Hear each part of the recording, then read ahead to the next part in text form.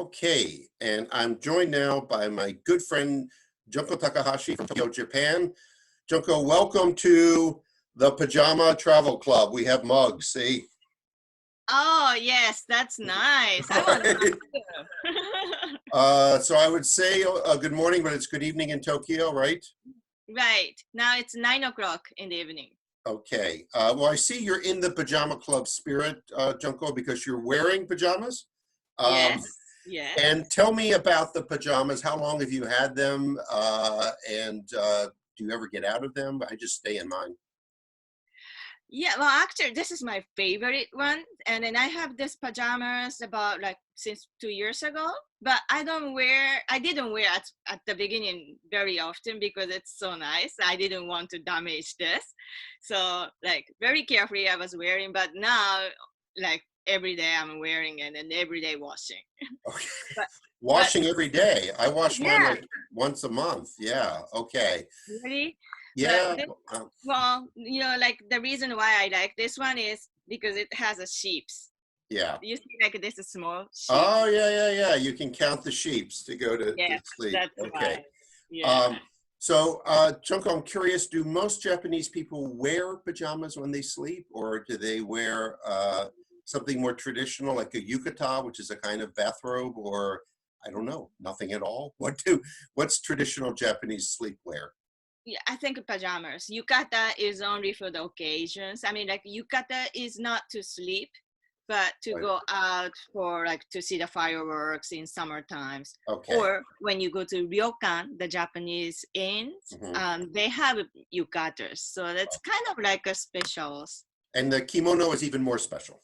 Oh yes, kimono you never sleep with You never sleep. because it's a silk, and Right. so you have to be very carefully taking care. Right. Got you. So here in the U.S., we're in Washington, D.C., where I am, we are pretty locked down. The restaurants are closed. The gyms are closed. Most things are closed. What's the situation in Tokyo?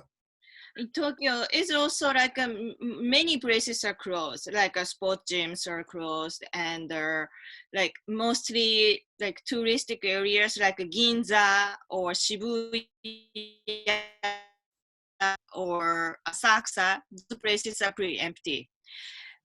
And the big department stores, all the places are closed, but supermarkets are open, and then some of the restaurants are open. Like mostly they're closed, the restaurants and the bars, but some of them are open because if they close, they can't, how to say, like maintain, because the government doesn't pay the subsidies, like not enough. So some of them, like, even the government asked them to close, but they open it. So people go. And then, so people don't go to the big, like a touristic areas, but then like people kind of like frustrated. So they want to go out and they go to the supermarkets. So like supermarkets are packed. Like that can be dangerous. People are getting frustrated here too, definitely. And people are going a little bit crazy, staying at home. They're doing things like the Pajama Travel Club and I don't know, crazy things. So what about you? Are you going a little bit local, being stuck in your house? What is a typical day like for you? What are you doing? I'm very scared. So like I stay home. I just go to shopping once a week. And then actually today I went. And so I'm not going out until next Thursday, but like mostly I'm staying home but wake up pretty early because here now it's like early sunrise, like 4:30. So I wake up like 5:30 or 6 naturally. Wow. And so I started with like exercise, doing it.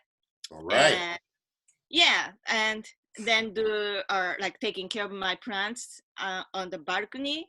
Right. And then cleaning, and then like do some writings, and then doing some research. And okay, stop. You're way too productive. Way too productive. Really? No, but look, then I polish my Spanish. That means I watch Spanish TV series. I should explain that Junko is fluent in Spanish. Your Spanish is even better than your English. And we'll get to that in a minute. But yes, so you watch maybe the telenovelas, and they call them, and that thing in Spanish. Good. Yeah. Okay, I'm going to stop you there because you've already done more by noon than I do all day. Oh. That's, Yeah, that's but okay. afternoon, I mean, watching, like Spanish telenovelas. So Yeah. So I've been thinking about the different the cultural differences between the U.S. and Japan and how we respond to a crisis like the coronavirus. And here, people are beginning to wear face masks, but not everywhere, not everybody. And it's a little bit controversial, actually. People feel uncomfortable with face mask. They feel it looks strange or something like that. But I remember when I was in Japan, you would see people wearing a face mask without a pandemic, just if they had a cold. Is it perfectly natural in Japan to wear a face mask if you go outside? Oh yeah, it is. I mean, like many people are kind of have an allergy for the pollens. So like, in the springtime, many people wear the face masks Mhm. because they have allergies. Just during regular times. Regular times, Regular yes. times. So And, but and it's pretty natural, yeah. and now everybody, I imagine. Oh yeah, yeah. Now it's like 90% of the people are wearing. Wow. Wow. Yeah. Okay. And then now, like before was everybody was white masks, but now it's kind of like a shortage of the masks. So they make it now I see like a more colorful masks and so on. So that's the only difference compared to Right. before. So Junko, you've written a couple of books, both in Spanish, right? Which is pretty amazing. And I believe they translate, the first one is I haven't. you have a copy? Can you hold it up? Yay, she's a I true think author promoting the book. Let's see, El Camino Japanese de la Felicidad. Do I have that right? Okay, thank you, Junko. That's enough promotion. We get the idea. Yeah. I've got my book too, okay? We can have a Yeah, conversation. right. Okay, so it translates in English as the Japanese way of happiness. Is that correct? Right. Okay, so I want to ask you then, during these kind of unhappy times, what do you think is a good lesson maybe about how to deal with the lockdown, with all of the distress and the suffering really caused by the coronavirus? Mm-hmm. Well, what I was telling in this book was talking about like do some like a Japanese traditional arts like ikebana or sado that arrange the tea ceremonies and so on. But the basic idea is like to dedicate, whatever you do, you dedicate at that moment like 100% to that thing that you were doing. Then Completely focused. yeah, exactly. Like, without being distracted. Right. And so like for example, if I do flower arrangement, it's like I only think about the flowers. It's naturally, like when you do it, it's only that moment you think about where to put this flower, how I, like a shot I should cut. And in that moment, anything else, even like I have my problem of my life or any like problem of my jobs, and even I was upset a few minutes ago, it's like completely forgotten. And then just to focus on what you were doing, It sounds and a little bit like meditation in a way. exactly. So that's the same effect of the meditation. And then the same thing, like that's the thing is that like happiness is the accumulation of that each moment, each happy moment. Right. So like right now, even we are difficult, like in the difficult time, I think like we should focus on right now, what we are doing right now.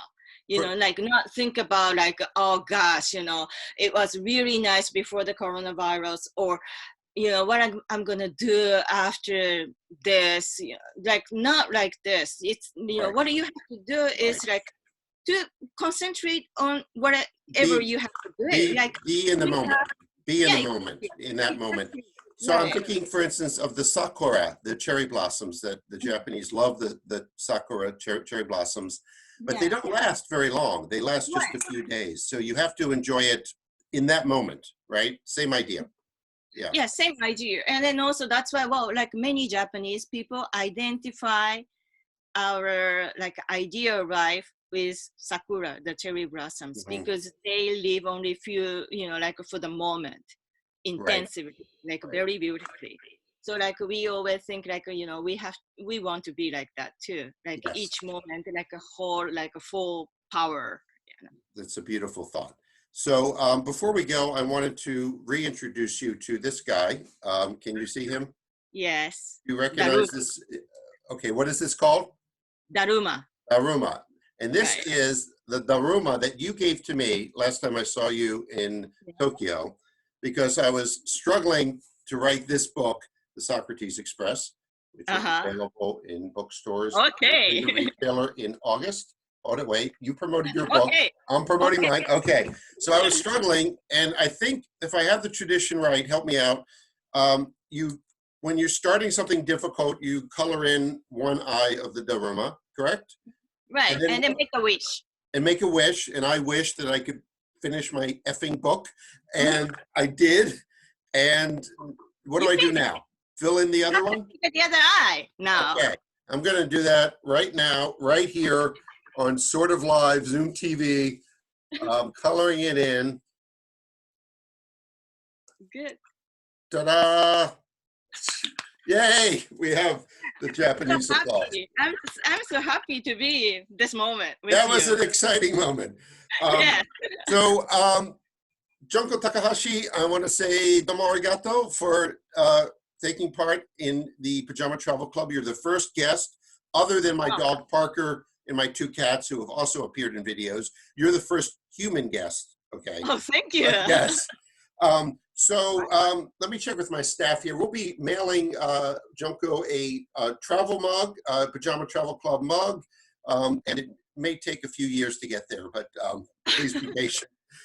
We're going to say arigato, thank you, and as you say goodbye in your version of Japanese, which is from Osaka, you say honamata, right? See you later. Which means see you later. Okay, so honamata. Thank you very much, Junko, and hope to see you in person soon. Okay. おおきに。ほなまた。Honamata.